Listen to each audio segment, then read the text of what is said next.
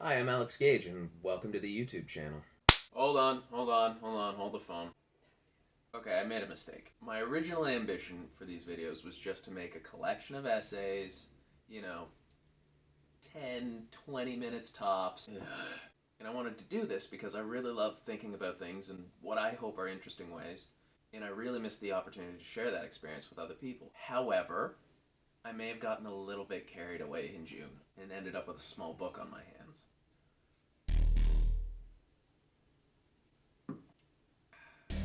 But I figured, hey, let's just lean into it. There's one thing I've learned since March. It's that sometimes it's less about doing something perfectly than just doing it. And I hope you'll bear with me for a little bit, because when I was in school I developed a pretty impenetrably dense writing style. So a big part of this project for me has been to learn how to turn that into more pronounceable prose. But here we are for part 1 of 3 on a phenomenology, I guess, of the pandemic experience. And I'm excited to have you with me. And I hope you'll join me afterwards so I can teach you something actually useful. How to make this pina colada. So here we go. John Carpenter's 1982 sci-fi horror film, The Thing, masterclass. Convinced of this not least of all by the way that when I first saw the movie, the film took hold of me slowly, over hours, days, and then weeks after I watched it. Rather than feel a need to rewatch the movie, I didn't need to see it again for some time. I was seeing through it at that point. I just could not shake this movie.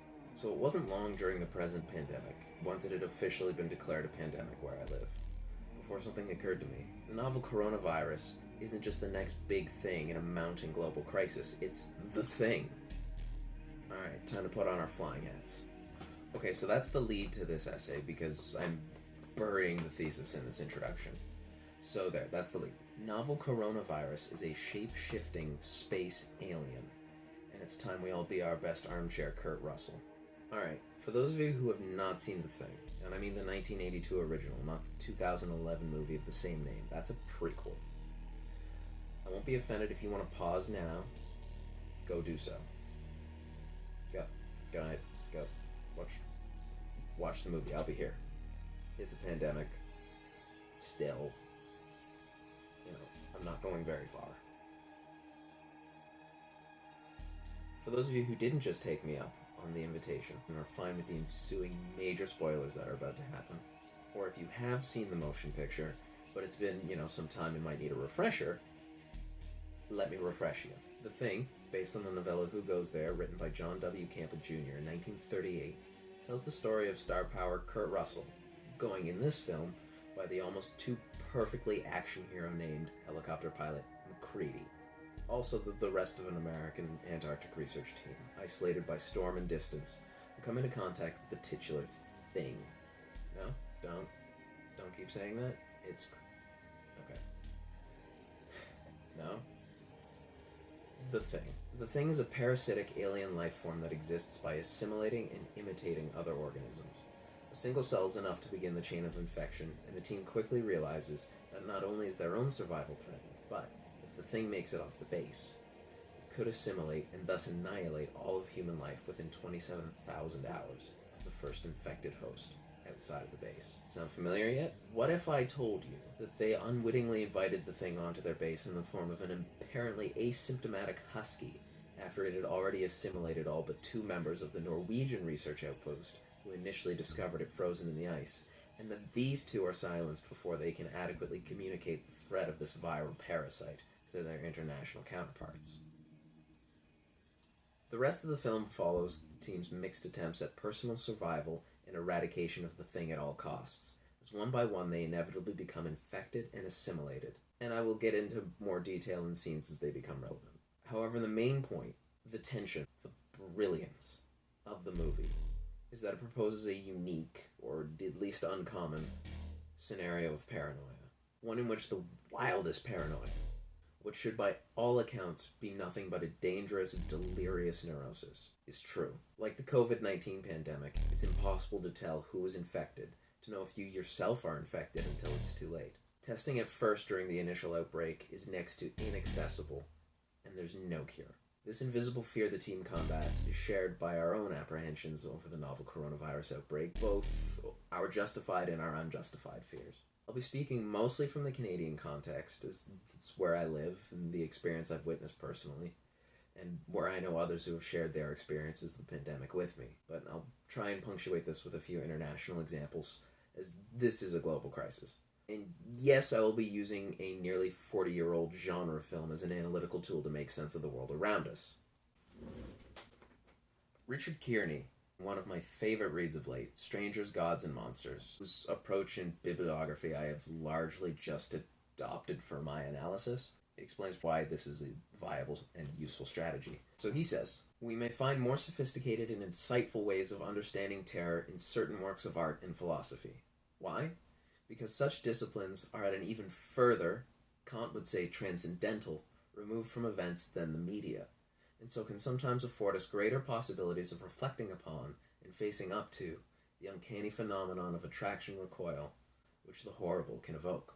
Granted, Kearney was in that context speaking about art or philosophy contemporary to media depictions of the same object.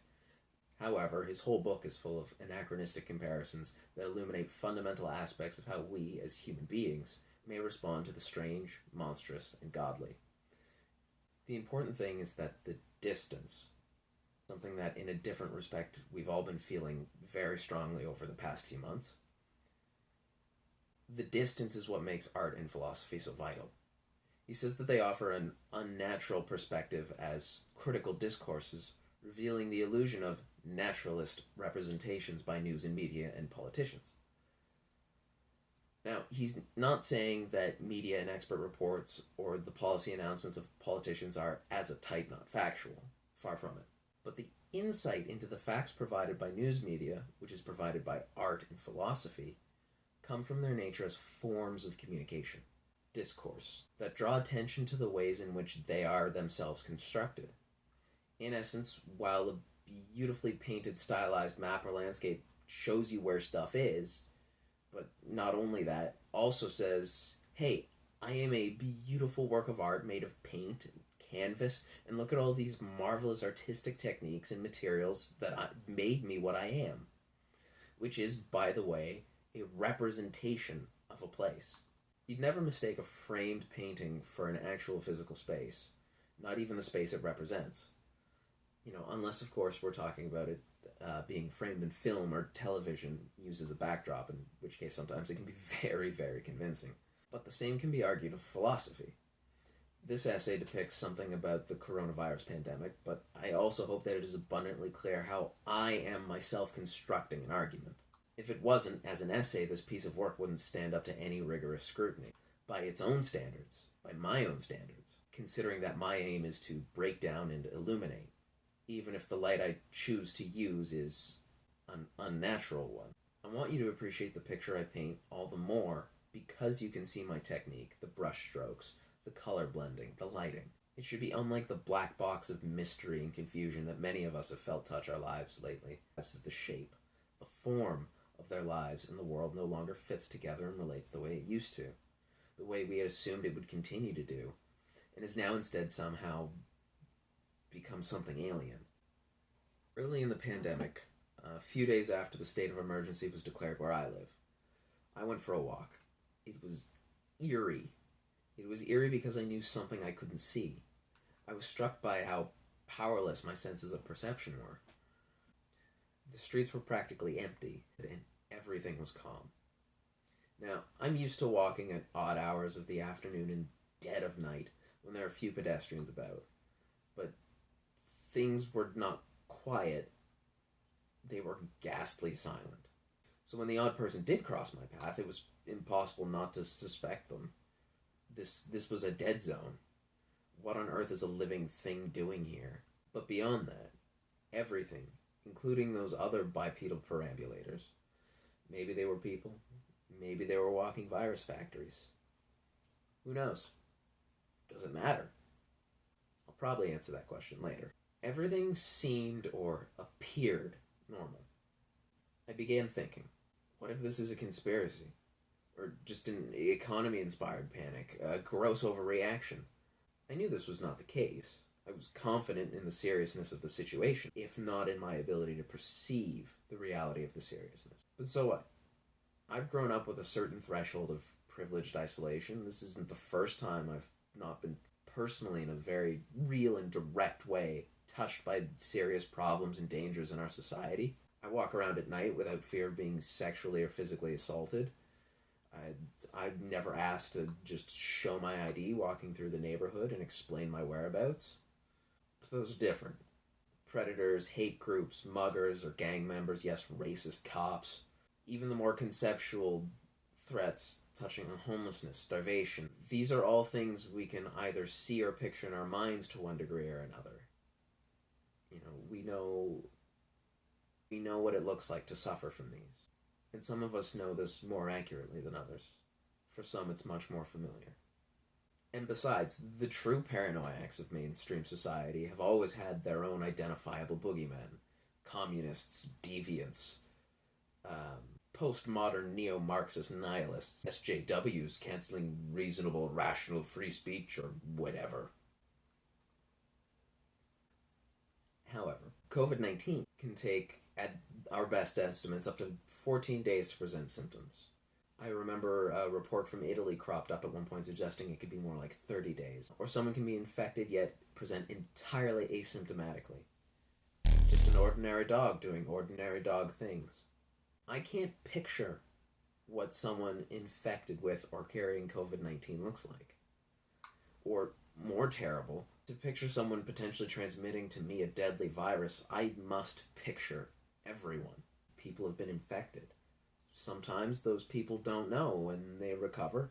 Other people are dying from this. But in the serenity of those picturesque streets, when few, if any, local cases had yet to be reported, this kind of thinking is hysterical. Imagine for a moment that the virus was revealed at the end of this episode to be nothing but a product of mass hysteria. Imagine if that was the plot twist of The Thing, which is a screenplay I would still love to write. In this instance, only the hysteria is real. Now, that sentence can mean two things. One, that the only thing real about the outbreak in either our world or in the Antarctic base of The Thing is the outbreak of the hysteria. Or two, that in my own subjective experience, only the hysterical object, the thing that we're in hysterics over, can in fact be real.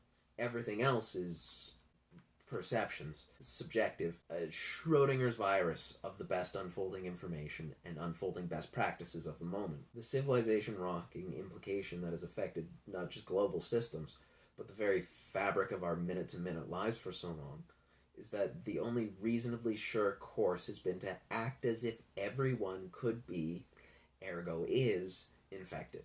That is to say, those of us with even a remote grasp of the situation simultaneously live in a subset of reality in which everyone, including ourselves, is a carrier of COVID-19. Of course, we know this is not true, but the line between healthy and unhealthy, between infected and intact, has, in a very visceral sense, been obliterated. In The Thing, there's a scene which echoes the suspicion inherent and enacted in the practice of social or physical distancing, as it's now called in Canada, in a sort of inverse way. The scene comes not long after the team learns of the horrifying nature of the alien and that their initial attempt to eradicate it, MacReady's foiled Childs burns the husky thing monster with a flamethrower. This attempt has failed. Windows, the radio operator, comes across Bennings, who's the first human casualty to the thing. And he comes across Bennings just as the thing is in its final moments of assimilating him and becoming able to wear his persona in physical form in perfect imitation. We can compare this with the first deaths from COVID-19 confirmed in a hospital. MacReady kills the Bennings thing and eradicates its body with a second flamethrower before it can spread its infection to further members of the crew. It is at this point, the team members gathered around the still flaming corpse, that MacReady gives a speech not unlike the addresses given by the international and local leaders in their declaration of the pandemic and subsequent states of emergency.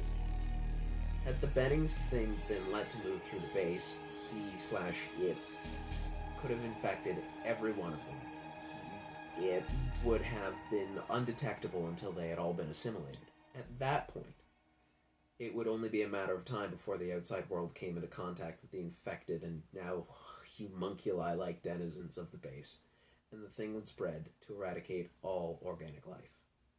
Like coronavirus, the thing is a virus capable of interspecies transmission. The base was initially infected through transmission caught from a dog.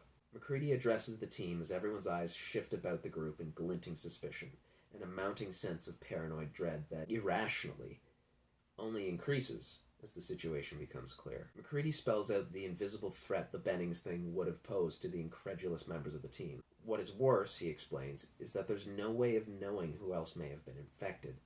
They can only assume that at least someone isn't as they appear, a fellow comrade, but a part of the thing. And this is where the situation is slightly inverted from our own because of the science fiction nature of the thing's transmission. In the movie, the thing has to reveal itself to assimilate an organism. We are not so lucky. And this is its vulnerability. If it's outnumbered, the team can destroy it with flamethrowers. For this reason, Always Ready MacReady implements a 3-person buddy team system. A scenario of constant surveillance, where no one is left alone with anybody unless it is absolutely necessary to do so that the thing can't spread. For us, not being trapped on an Antarctic base, we have the space to isolate instead. But the surveillance aspect is familiar to the debates in what we call the Western democratic countries over the ethics of digitally monitoring citizens, contact tracing, the requirement to isolate at all even. This is versus the example set by, most notably, of course, China. And the debate is over the degree of authority which is appropriate to apply in enforcing these distancing measures. In the movie and in real life, the only contingent sense of security is to be had by imposing these artificial boundaries between us, to redefine our behaviors accordingly in clear and explicit opposition to the machinations of the biological infection. Why have we been compelled to implement these new restrictions, these limits, to reform social relationships and even consider new laws, both informal social laws and legal frameworks? It's because COVID-19 is microscopic, invisible, and therefore to us it has no form of its own. It is impossible to identify, and so has become infinitely present and absent all at once. Because the only form that represents its threat to us, it has taken on, stolen, the form of our fellow human beings. The threat of COVID-19 wears the face of our loved ones, and our own faces in the mirror. And so, without further ado, the central thesis of this presentation. Our reaction to the COVID-19 pandemic is much like that to the terror, the thing itself, in John Carpenter's The Thing, both presenting and presented to us in the same or a similar way, as psychological monsters, terrible precisely for their seemingly unnaturally indefinite natures. The experience of The Thing and of COVID-19 are encounters with the sublime or abyssal monsters, overwhelming in nature because they defy concepts of limit and form that safeguard our understanding of the human and natural world, even ideas about the spiritual ones, of ourselves and the understanding upon which we depend for the safety of our very existence, material and ideal. So we're going to look into this breakdown of form under 3 major themes: the sublime, isolation, and paranoia.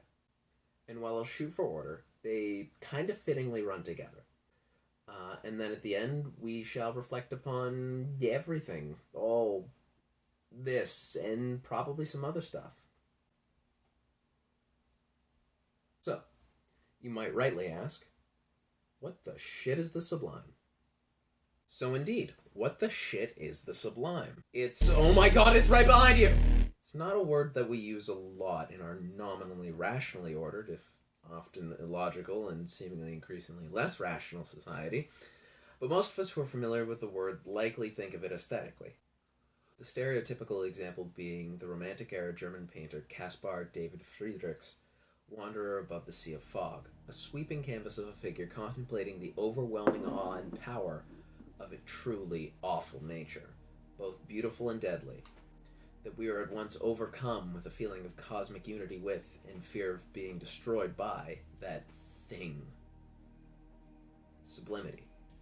Chances are that some teacher or professor at one point made you look at this painting as they proceeded to get very misty-eyed, extolling the deep inner meanings of romanticism, probably while you ate a sandwich you brought into lecture, possibly also getting misty-eyed about the deep inner meanings of romanticism, but nonetheless in a lecture or high school art class, eating a sandwich. In philosophy, my understanding is it's a somewhat complicated mess. First pass reading through philosophies of the sublime can be sublimely overwhelming, especially the postmodernists. However, we have the advantage of focus, so we can look only at some of the aspects of sublimity that relate to our concern, the coronavirus thing. Again, I owe almost all of these sources originally to Kearney's Strangers, Gods, and Monsters, and my treatment of them here is going to be based on his analysis of the monstrous, since, again, it was through this book that I had my introduction to quite a few of these texts. So naturally, my reading at this point is still going to be very colored by Kearney's initial treatment. But later we'll actually return to Kearney himself and his ideas on how we are to confront and, yes, live with the existence of monsters. So according to French philosopher Jean-François Lyotard, the category of sublime is the folder we drop all those experiences which are beyond all categories. Aside, I guess, from the category of sublime. It describes that something happens, but not exactly how or what the thing is. So it's a privation, it's a negation, but it's also an excess, which is part of the paradoxical nature of the sublime. But the sublime in this context is what offends the limits of the spirit or the ego. The idea that things, and thereby us, our ego, have these quintessential boundaries. That you are you, I am me, and that chair is a chair, and that dog is just a dog, an ordinary dog and nothing else. These boundaries are incorruptible in some way. But then this is the transcendent nature of the sublime. It surpasses and obliterates these lines. Living, dead, metaphor, material, person, object, good, evil, representation, and reality. The sublime annihilates boundaries, and this, on at least some level, frightens us as it exhilarates us. It's obscene. The thing in the movie is just that, a thing. That's all. We know it's an alien, but that's almost meaningless information. It's something other, beyond our understanding. It's such a brilliant symbol of horror because it doesn't just stab you in the chest like Michael Myers. It breaks down the very substance and the very definitions that make you, you. It doesn't kill you, it erases you from being. It absorbs you into its mass and is able to become a perfect copy, complete with your memories and mannerisms, your skills, everything. There's nothing to delineate it from the original, and yet we are left with the pit of the gut knowledge that it's something different, that this isn't human any longer. The unknowable can become uncanny when it takes on or takes over our own form. Objects in a sublime context are elementally recognizable, but suddenly those details don't mean the same thing. A rock drill becomes the desecration of the virility of technology in the human body by the industrial warfare of World War I in the transformation of Jacob Epstein's original rock drill from 1913 and his dismantling of it into Torso and Metal from Rock Drill, 1916. And I just realized the torso was the basis for the character design for the phantoms from Final Fantasy, The Spirits Within. And that's fucking amazing, and I have to talk to this about somebody. This red square canvas fractures from beauty in painting, becomes awe itself in Philip Shaw's Adam and Eve. This, I think, is what our subjective response to the coronavirus epidemic is all about. How the normal is broken down, how this doesn't fit into any of the categories of our experience for most of us in first world countries, and is certainly unprecedented, as the world leaders love to repeat in a bumbling flummox, for the global capitalist world order. At the same time, life under coronavirus has been about the process of breaking down and assimilating all the forms and demarcations we used to order our lives and orient ourselves within them by, especially back during the full lockdown. What day of the week is it? What happened to this entire cupboard full of ramen noodles? Who drank my coffee? In the event that we stop going out to work, to eat, to socialize, exercise, etc., time and space become monotonous. On the other, but really the same hand, Slavoj Žižek, in one of a series of articles for RT during the initial time of the lockdown, articles which he has since condensed into his off-the-cuff book, Pandemic, relates an email from a Brazilian psychoanalyst friend who tells Zizek people who already work from home are the ones who are the most anxious, since not even a change in their habits is delimiting the singularity of this situation in their daily lives. And I know this sounds contradictory to what I've been saying, but it's really not. We suddenly had to spend all of our time in the most familiar of places, our homes, places of supposed security, where our personalities and desires should theoretically be reflected all around us. Home is their castle, right? But the meaning has deserted us. A day working from home, or not working at all at home, isn't a day off anymore, isn't a special perk of being self-employed. It's now an imposition. Furthermore, we've never had a dependable idea of how long any given phase of the pandemic will last, and in what form or severity it will continue. It's all been a matter of forever until further notice. The familiar repeats all around us until it becomes dizzying, overwhelming. There is a piece of avant-garde music by Alvin Lucier called I Am Sitting in a Room from 1981, in which the composer repeats the same tape of speech that begins I am sitting in a room over and over again, recording simultaneously the sound of its playback in the room and layering each of these stacking playbacks until the human speech dissolves into an unintelligible series of accruing overtones, the resonant frequencies of the room itself. It is an excess of the same that overflows its discernible limit, in which we eventually lose the substance of it. This is what Lyotard is talking about when he says that we feel a kind of privation by offending certain limits. In other words, we feel robbed without some kind of limitation to define what it is we have. It's a similar kind of fear that the selfish feel towards sharing, or those that oppose some of the ideas of socialist or welfare state policy. Even if the gross total of what is available to anyone, including me, theoretically increases or remains the same, if I can't tell what's mine and what isn't, how can I tell what's mine? If I can't tell what's mine, how can I be sure it belongs to me? If there's nothing to tell me from an alien imposter, is there any me? If I can't tell one day from the next or see my friends, is there any way to tell who loves me? What are these days even worth? It's the same as repeating a word out loud over and over until eventually it becomes senseless syllables, strange, meaningless, and absurd. In the Sublime experience divorces symbols in their object and meaning forms and subsumes them. Philosophers like Zizek make a big deal to stress that the good, or holy, and the monstrous, or demonic, are comprised of the same terrifying, sublime numinal quality, at least in our psyche. It is the finitude of the human mind which separates heaven and hell. And since before the sublime mysticism of Blake's Marriage of Heaven and Hell, traditions like the Christian one have seen such a union as obscene, revulsive, and terrifying. A mysterium tremendum, an awe-inspiring mystery, signaling a, and I quote, perplexing experience of otherness which is awful. Now, medieval theologian Thomas Aquinas discusses a notion of lex eterna, or eternal law in his Summa Theologica. In sum, it is the notion that God's law, his will, is eternal, and that all things exist within God simultaneously, past and present. The argument places human agency within this law or will, and this position can be used to justify free will when it says, sure, God's will be done, but you're still responsible for your actions because God's law is really order.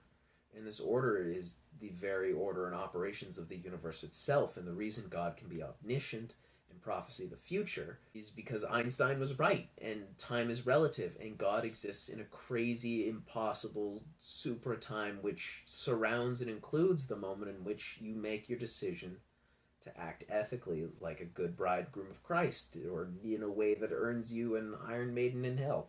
You are making your choices within and as a part of the operations of the order of the universe, the lex eterna. Wow, sublime. However, the important takeaway here is that in spiritual discourse, law, or order, the arrangement or disposition of people or things in relation to each other according to a sequence, pattern, or method, to quote Google's dictionary, are somewhat interchangeable. Law is God, and God is order. This is supposed to oppose the powers of chaos and monsters that are the embodiment of chaos. To secularize this rationale of thinking, we can consider that this kind of law is representative of the perceptible, things we can identify, that we can understand, while monstrosity is instead what is the unfathomed things that seem impossible or unprecedented, that baffle comprehension. The thing is pretty monstrous. In its ultimate form, it is the amalgam of everything it has absorbed that's so overwhelming it doesn't have a fixed, coherent form, but it also contains every element still recognizable, every identity that used to be a part of the researchers' ordered universe, including themselves. But now these identities are meaningless. They don't hold the same definitions the team knew each other by. These personalities no longer exist, only their representations. In reality, there's just the thing. The thing defies the order. That law is supposed to oppose to chaos, and this isn't some kind of productive dialectic from which we get some new, greater kind of meaning. Everything just breaks down into the totality of this formless, wordless horror. Every day of lockdown spent too similarly to not be the same day. You never see different faces, hear different voices, share experiences. Our experience of the pandemic has been like our beholding of the thing. The actual organism threatening human life and identity, destroying the security of our sense of normalcy, is invisible to our eyes. What's worse, the greatest danger lives inside us. It's the parasitic pathogen. Both deny us the limits of form, both in the sense of our healthy bodies, as well as the patterns and habits that we have in which give us the meaning of what our lives are to us. Stay with Zizek a little bit longer. In The Sublime Object of Ideology, he writes, quote, "All culture is, in a way, a reaction formation, an attempt to limit, canalize, antagonism central to the human condition. The aspiration to abolish this antagonism is precisely the source of totalitarian temptation.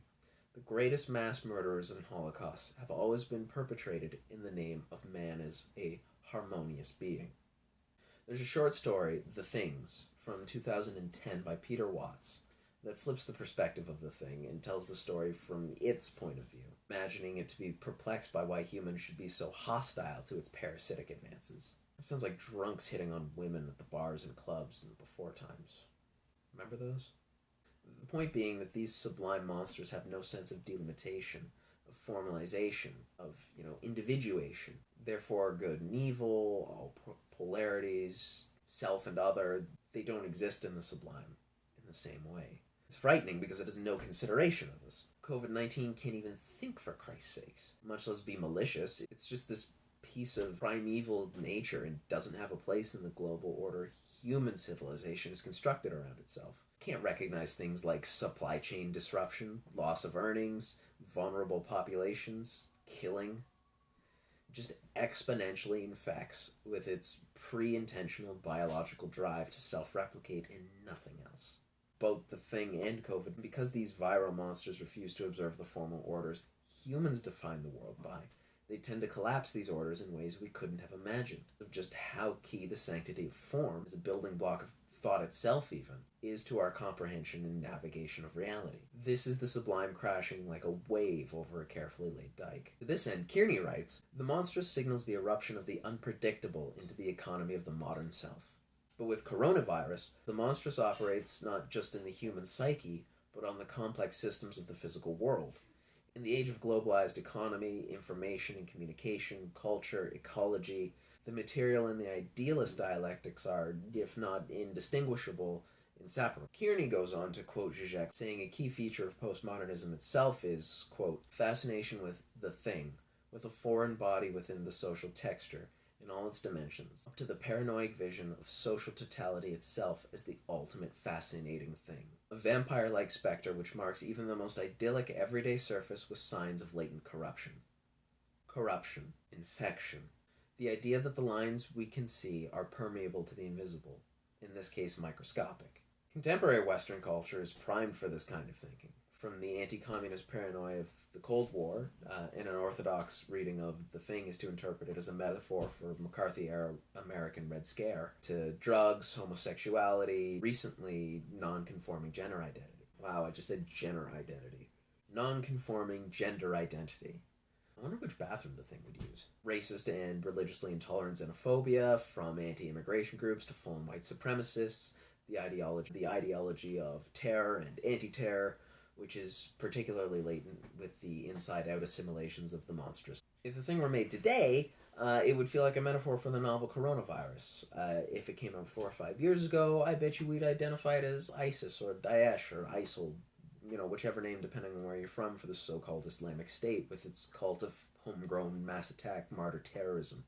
an ideological virus that defiled the idea of national borders as boundaries, along with the artificial dichotomy of us and them. Like the Thing, these terrorists walk like us, talk like us, know the same things we do, are in no way apart from us.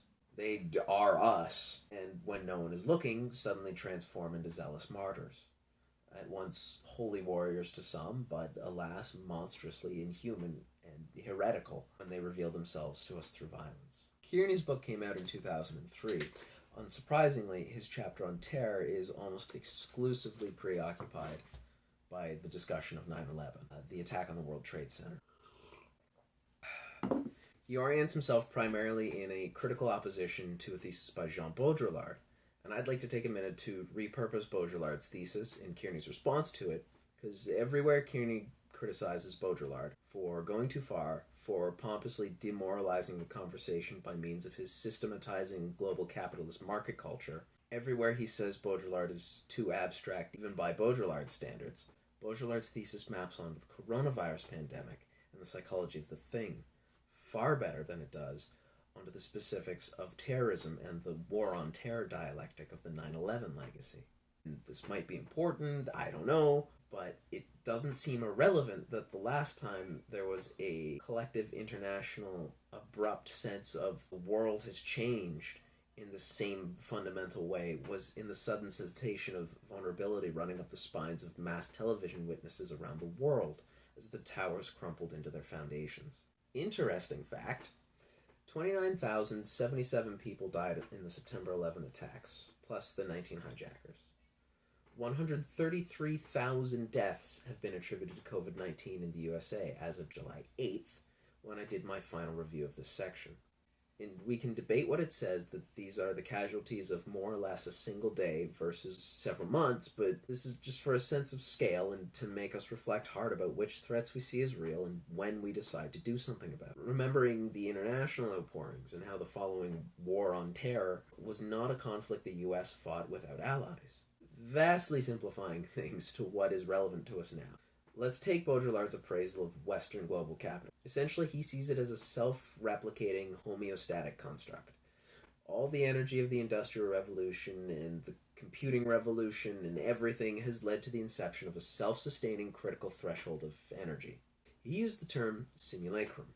A simulacrum, to Baudrillard, is something that arises in an environment of hyper-reality, which is itself a condition in which what is real and what is simulated, or fiction, or what is representative, like cultural currency and things like name brands, celebrity lifestyle products and channels, or the eternal elephant, the stock exchange. All these are perceived as equally real by human consciousness, and therefore act out as if they were equally real. In this medium is the message kind of environment, a simulacra is a copy or a representation that becomes an art perception, an appresentation of the real. And by the real, I mean the real, we'll get there, then commingles with reality by copying itself. But this copy that is copying itself is not the copy of anything that actually exists. The ability to do statistical modeling has been incredibly important to the field of epidemiology. So to use an entirely hypothetical scenario, it's, okay. By means of example, if we were to generate a statistical model to predict coronavirus death rates, and then observe a very small sample group against the predictions of this model. And this is a model based on the real stats, up-to-date understanding of the virus, previous modeling, which we've already done, not we, you and I, but the kind of people who are qualified to do this sort of thing. Statistically, at the end of the study period, the numbers, and these are, again, all based on legitimate, factual data, the numbers say that of this small group of people, that statistically, 4 of them should have died of COVID-19 infection in June. And then, now, in the present, we hold a funeral for the 4 statistical fatalities predicted in our study group, because it's both a tragedy and important to mourn properly. But none of the people in our actual study group died. Then, at this funeral, we buried not people, not humans at least, but simulacra. Okay. Right? We're mourning copies of copies of a representation of copies of a representation. In this case, that was a prediction, but that wasn't actually real people, but we treat them as such. This isn't at all to devalue the usefulness of statistical analysis and modeling, but it's a way in which reality and simulation blend together. 4 people statistically predicted to die somewhere, all likelihood died.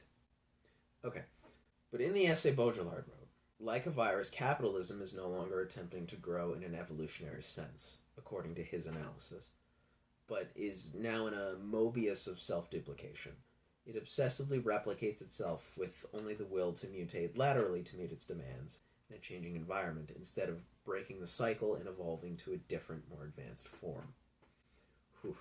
His hyper-real simulacra example was the Twin Towers of the World Trade Center themselves. They are perfect mirror images. They are perfect mirror images of each other and came into being at the same time, copying each other, but not based on any other building, not based, according to Baudrillard, even on the old maxim of maximum aspiration, of competition. He says, quote, "The fact that there are 2 of them signifies the end of all competition, the end of all original reference.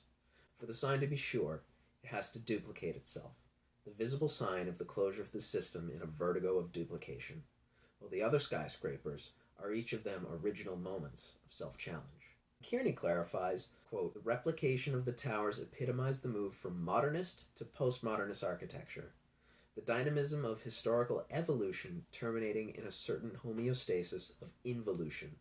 As high as they are, the twinning of the towers spells the end of verticality. And in mathematics, an involution is a function where if you apply it to a number and then apply the same function to the result, you'll wind up with that first number you started with. Neat, huh? And so this is the aspiration of the thing. As a virus, it has no greater aim, no aim at all. It is blind self-replication and propagation to infect the entire globe, potentially universe ultimately. And the logical conclusion of this is homeostatic totality. There are, in the real world, species of fungi that take over and infect insects, altering their behavior, deconstructively assimilating their bodies, all for propagating future infection. Toxoplasma gondii is a parasite that infects rats and famously removes their fear of cats.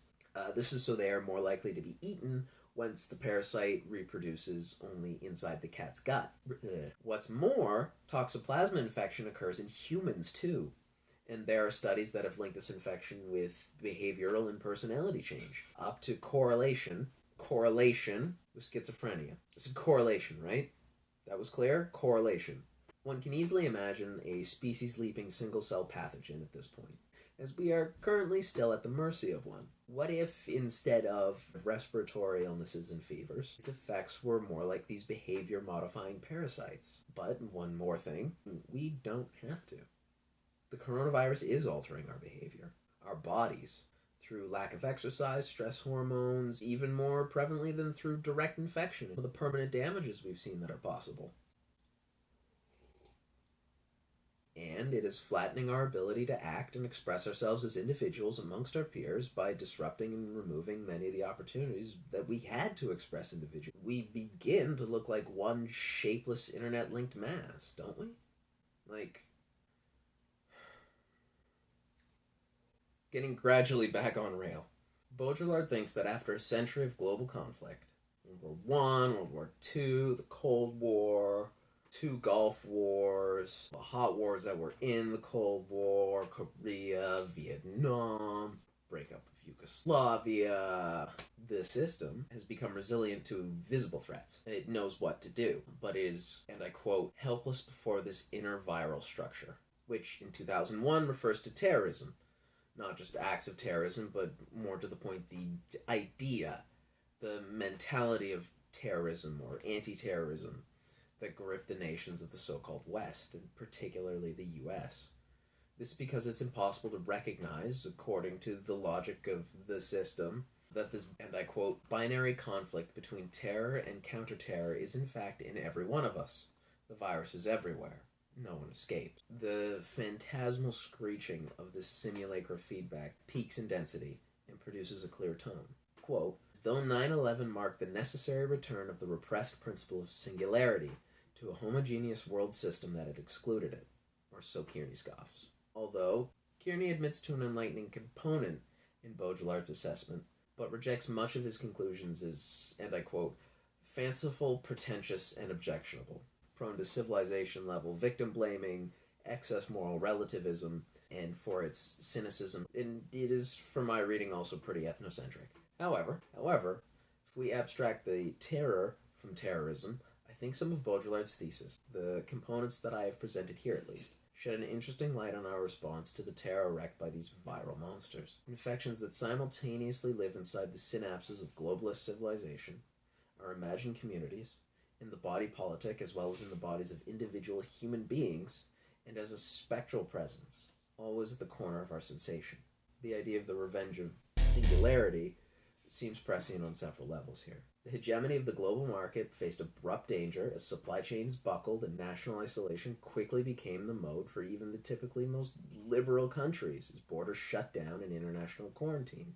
The average citizen's lives were broken down to the singularity of our domestic spheres, and any digital communication with the contacts we've discovered are the ones who are our most precious friends and relations. The ones who we continuously made the effort to bother to see through the less than totally fulfilling digital mediation. Furthermore is the prodigious and unprecedented use of the word unprecedented, the tagline of the pandemic. There's been a feeling that what's been happening is now, in a culture obsessed with everything referential, everything neo, vintage, memeing, synthesized, fusion cuisine, everything cynical, like we've seen everything under the sun. Ugh. And now it's an endlessly varied remix of themes, variation, and orchestration. And as exciting as this remixing has been for us, there was always some cultural script ready at hand, some enculturated training we'd absorbed so that we knew, for the most part, what to do with what was presented to us. Till now, the scale and depth of global interconnectivity today makes us unlike any experience world leaders or average citizens have ever had on their plates. The individual experience, too, is unique. Not go to work? Not care for the sick, elderly, dependent relative? The sublime transcends and transgresses form and representation. This is not the Spanish flu. And even our always ready-at-hand war metaphors aren't really very accurate beyond identifying the yearning for a now paradoxical sense of solidarity. The sensation and the intensity of the desire is related, but I think the rest is a case of mistaken identity. Oh, why did I write so much? Okay. In The Thing, so much time and energy is wasted by the research team assuming that the normal rules apply to their situation. And for us as an audience, we know that this is actually the meta rule set of horror films. So according to these rules, there is one thing out to get them, that their goal is to kill the thing in order to survive, and that there is an us and an it, and that standard forms of macho response, violence, autocracy, independence, physical and psychological resiliency, and jealous individualism can overcome the non-standard situation. Even in the face of their rapidly evolving understanding of their situation, they cling to these sort of presuppositions, these standard value sets. Zizek summarizes in Pandemic, quote, that the coronavirus epidemic does not signal just the limit of market globalization, it also signals the even more fatal limit of nationalist populism, which insists on full state sovereignty. Far from implying a destruction of the individual, Zizek's argument is that a mild communism of a sorts, of collective, coordinated, globalized response is the only way to adequately control our COVID-19 thing. In the opening of The Thing, the American team can't understand a word of what the Norwegians trying to kill the thing dog are saying. Instead, they immediately panic and default to a manly isolationist position, defending their territory and shooting the last Norwegian survivor dead. If they could have listened to their counterparts, they'd have been able to prevent the entire infection on their base. And McCready is so chauvinistic on the matter, he keeps confusing the Norwegians for Swedes throughout the film. It's almost a running joke. Through even a limited amount of cooperation, what Zizek insists on calling a mild form of communism, it would have been possible to preserve the lives, the integrity of the individuality, the freedom, all those eventually assimilated by the thing. Not to mention we'd have avoided the destruction of their community and social order. We'd have avoided the dictatorship of McCready, the self-defense murder of Clark during his failed attempt to assassinate McCready, and this not even being the first attempt on McCready's life within the span of, probably 20 or so minutes after he assumes power, when he is immediately under suspicion by the rest of the team as being potentially infected. The problems of a lack of trust and transparency being immediately amplified for whomsoever is in command. At the very least, it would have allowed the American to react immediately with informed and adequate measures to confining and eradicating the thing. Instead, the situation spirals out of control, and in the end, the base is not only overrun by the thing, but the only choice left to the remaining Americans is to destroy their home entirely, a choice which, in their isolation, is certain doom. In the war metaphor, with all of its references to the greatest generation, the battle is to defend the integrity of the state or alliance of state bodies. Whatever other facets the integrity of the states involved entails, be it political ideology, resources, respect for human rights, totalitarian power, religion, whatever, etc., is secondary to the formal aspect of how wars are begun, fought, and ended. Combining is the engine of the post-industrial state. In order to win the war, the economy, the political order, and supply lines must survive. Think of Napoleon retreating, starving to death out of food, men, guns, and genius, and everything else. First out of Egypt and then out of Russia. The main character in a slasher typically survives. Something about their makeup as a person, their constitution, their psychological, physiological economy, if you will, along with an element of fortune, enables them to manage their scenario and adversary so that the character survives. This supposition is false in The Thing and the COVID-19 pandemic. We aren't trying to wipe out the virus in order to save these economies. The economy, or at least what our conception of how the economy is supposed to function, what its priority, what has to be sacrificed, along with the definition of our lives, a set of routines and specific pathways to the regular satisfaction of our needs and desires. And it's not that we have to actually sacrifice our lives or a functioning economy, it's just that we have to sacrifice the idealized version of them that we thought we could depend on. In The Thing, Blair, the team's biologist, figures out early exactly what they're up against. When confronted with such a life form that breaks all the rules, that is this grotesquely sublime apex monstrosity, he chooses madness. He gets drunk on vodka and rampages, destroying all the vehicles on the base and then the radio equipment. He chooses madness for the form of his last rational act in the face of the sublime terror, to witness his own oblivion. And this is the choice of a lot of those who are responding to the measures with an element of panic. That this will somehow utterly destroy everything it means to, And this is an embodiment of, I guess, what we would call the libertarian response to lockdown. That these restrictions or impositions somehow fatally injure or destroy the foundations of what it means to live a meaningful human life. But there's another example, a counterexample. By the end of the movie, Eveready Macready Macready has reached the fifth of the well-known 5 stages of grief and originally dying acceptance. He's blown up the thing, he's even got his bottle of Jameson back in time for one last drink, and as the fires around the base slowly die out and the cold quietly encroaches in the perpetual Antarctic night,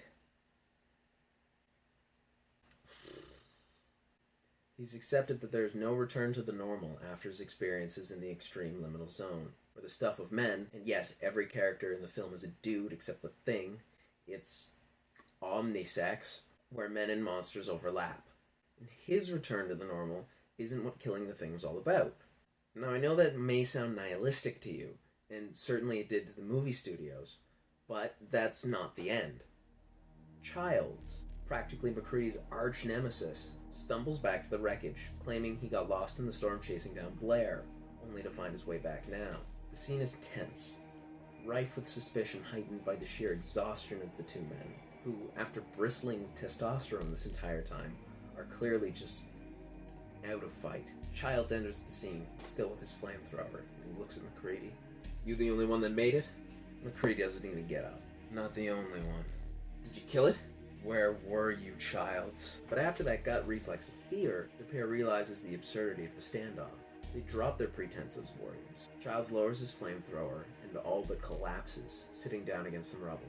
"The fire's got the temperature up all over the camp. Won't last long, though. Neither will we. How will we make it? Maybe we shouldn't."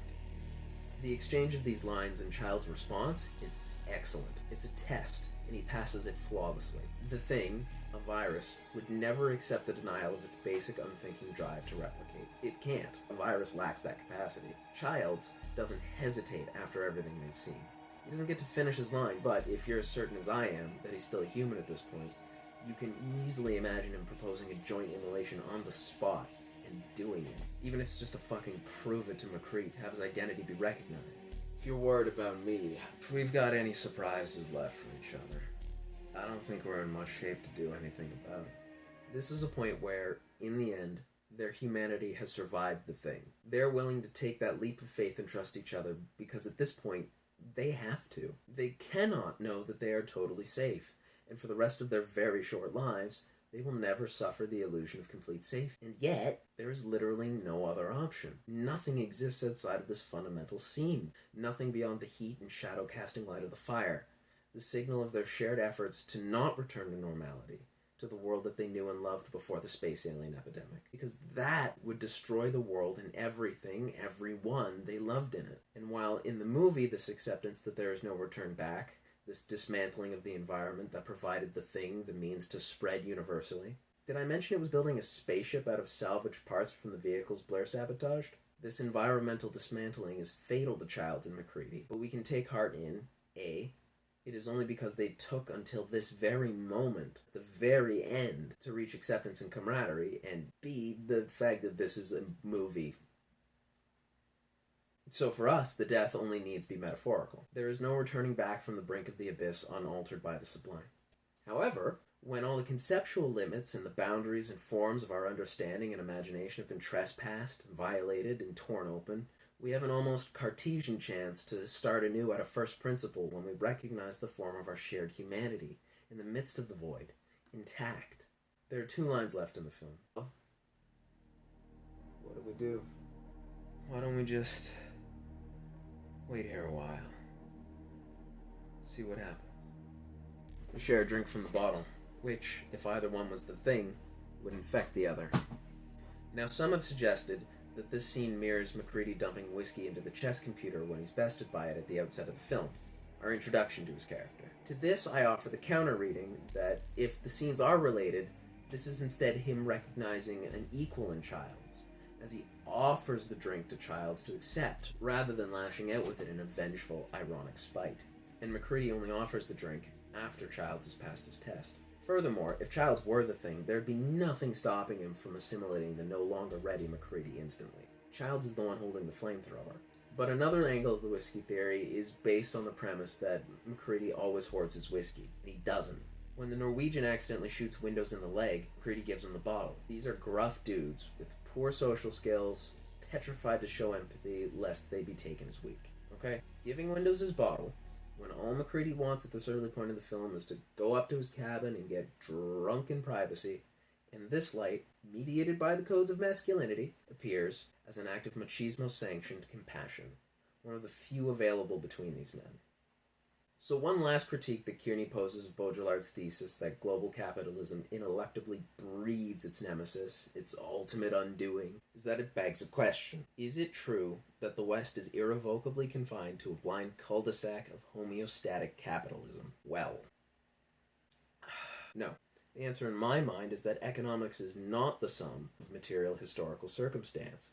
And it feels like, in the year 2020, the ground that the monument to the end of history was built on tremors. Every revolutionary era has a multinodal network of forces acting upon it, ideal and material. I recently finished brushing up on some history with one of my favorite history podcasts, and was stricken by the inextricable play of factors which added up, in excess to the sum of their parts, to the gestalt that was the French Revolution, including, but not limited to, the interplay of Enlightenment philosophy and the ramifications of its seeping into attitudes concerning real-world conditions, technology, religion, urbanization, transformations in shared identities, and the idea of community, technological crisis, supply chains, economic crisis, supranational alliances and world affairs, radical suspicion, wisdom or lack thereof of personalities in power, the difficulties of adapting to a world of increasing complexity, the odds of chance. We presently have climate crisis and its increasingly intense effects looming, another round of international discord and war, the refugee crisis, trade disputes, now the novel coronavirus pandemic, global trade and economic shutdowns, scarcity, or the scare of scarcity at least, which in a way is almost just as bad or the same thing.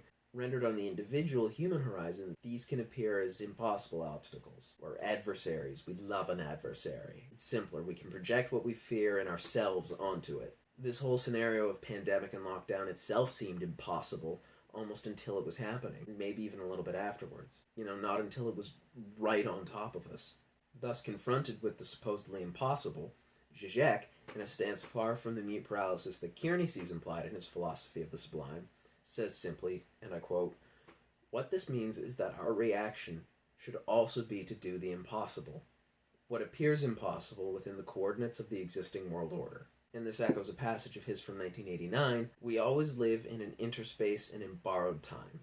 Every solution is provisional and temporary. A radical solution in the sense of something pure and true and totalizing, like Baudrillard's apocalyptic visions of global capitalization, is not the answer because of what he calls a fundamental impossibility in every system shaping reality in confrontation with the real. The solution," he says, "can only be had by, quote, taking into account its own radical impossibility. It is impossible for Childe and Macready to ever truly know they are both human. But they can take this into account and prove their humanity nonetheless accepting each other as human. We cannot save the world exactly as we've known it, because we will not exist exactly as we knew ourselves before this experience. That version of ourselves does not emerge from this exposed season of isolation in the night if we are to confront the pandemic responsibly, even adequately, but more so honestly. But accounting for and accepting this makes it possible that there will be a normal that resumes after this encounter at the threshold.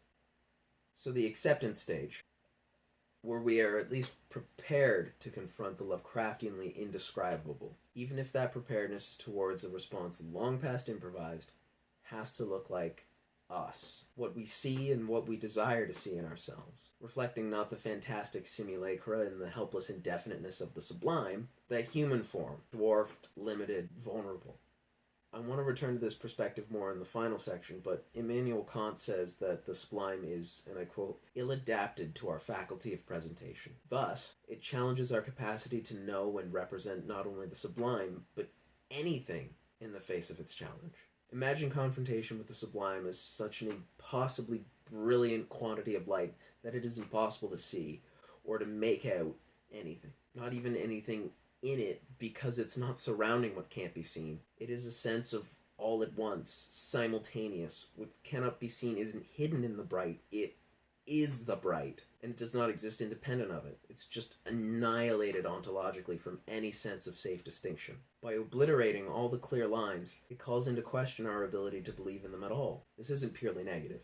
When we find them again, if we find them again, whatever we do find will be all the more secure to us if it is able to overcome the radical suspicion we will have of it at first. And I do want to look more directly through Kant's view on the nuance of our possible response to the sublime in the final section, but I think this is sufficient sublime speak for now.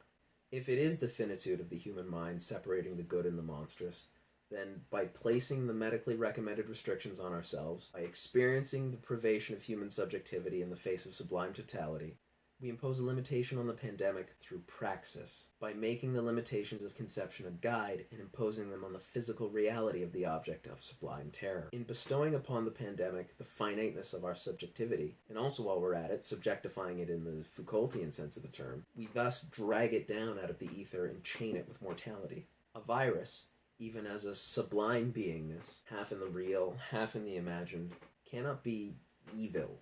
But that does not mean our response cannot be good. The moral basis of human society doesn't break down relative to the inhuman. And I don't think that anyone is arguing that kind of anomie here as much as we fear opportunism by a select few. But it persists because if our ethical relationships are truly subjective, and even then if they were purely relative, they thus have a strange kind of object permanence. They don't just wink out of existence when what that looks like in these times is uncertain. Some may take it as an excuse to act as if it does, what gets labeled as unspeakable behavior in our leaders and in our communities. But if the internet has proved one thing, it is that the kind of callous and selfish actions and attitudes I'm referring to are still being observed by the light of a very intact, never unanimous, moral society. No human in The Thing ever questioned the moral prerogative of quarantining and eliminating the alien virus. Even when they were ready to kill each other and or themselves, as when Ready to Die McReady, armed with dynamite and flares, as a standoff with the entire rest of the team armed with flamethrowers in the supply room after Nulls makes the first of 2 direct attempts to kill will-to-life MacReady before he devises the blood test for the thing. For many of us, it's become hard to imagine ourselves realistically, with clarity and security belonging to a post-COVID-19 world. No one right now can see with any certitude through the other side of this dissolution of the ordering, of the implied metaphysical law delimiting our real boundaries, that allows us to mark out an at-homeness in and amongst the world. So maybe that status quo version of us, who entered this pandemic, needs to account for the fact that they don't make it out in this democratic global capitalism genre film. We've already committed to maintaining isolation or distancing practices, to unprecedented degrees of surveillance, of government intervention, of repurposing currency to provide universal social and financial assistance, of disrupting our entire way of life from our own homes to the World Trade Organization. People have died. Relationships have dissolved or hardened. Lives have, in every sphere, been changed in ways we can't begin to know. Past futures have shared one last drink together before freezing next to each other on the dark continental ice sheet. We've committed these sacrifices, as we refer to them, and there's no going back on them now. But, accepting this, we save what is out there, what has been untouchable through the windows of our computer and cell phone screens. Across the distance between unreachable bodies and the activities and the groups who previously provided the foil to define us as we defined ourselves. We don't let this thing infect, destroy everything. Because we're willing to isolate ourselves during the pandemic and all our little outposts, and I don't just mean our homes, because we do have worldwide communication through the internet, which now seems more miraculous than ever, and we were always able to leave the house for essentials, or somehow acquire them. Essential workers still showed up every day, but what I mean is the little outposts of our spirits, resilient, the seat of our inner world, our sense of soul, if you will. It's for this reason that there still exists an out there, ignorant of and undiminished by the sublime monstrosity that can overwhelm us from time to time through the indefinite night. Just as MacReady and Childs understand their accomplishment at the end of their epidemic, the world will return with the morning, and the monster will remain an obscure scar in the night. In the meantime, we have to continue to wait it out, to pass the test, proving that we value the preservation of meaningful human life over the satisfaction of just instinctual drive desires. We talk out the hours, vigilant, but together. You the only one that made it? Not the only one. Well, what do we do?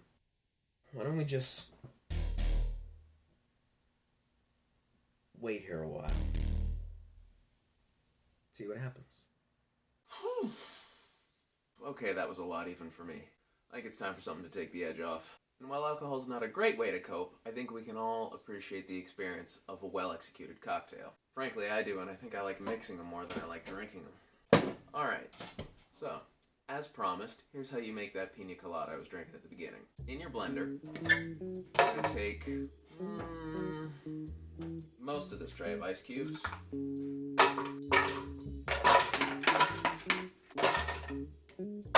Now, I like to make enough for 2 people because drinking alone is bad news. So I've got about 12 ice cubes in there. If you're just making one for yourself, I suggest you find yourself a drinking buddy. Alright, so 2-ounce shot glass is going to be a double. So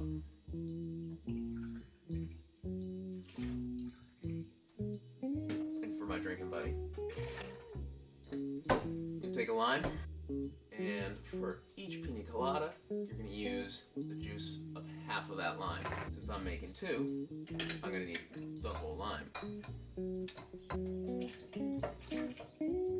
And now for the secret, and here's where this particular pina colada gets its name. Now, I spent most of this summer trying to make these from scratch, blending up pineapples, coconut cream, the whole shebang. And then I discovered that the Sobe Pina Colada drink is as good as anything I've made myself, and it's a hell of a lot less work. So you're going to take your Sobe Pina Colada, and you're going to do, depending on how sweet you want it to be, you're going to want at least 2-to-1 to the rum. I'm just going to pour the rest of this bottle in, but you can use a ratio as a competent, rational human being. Oh, and now here's the secret, or it won't turn out properly. What it's really important to do is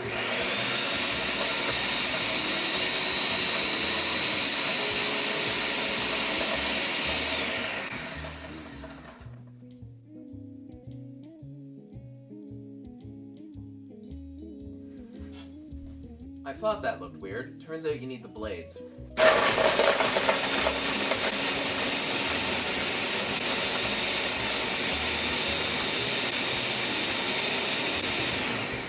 Now,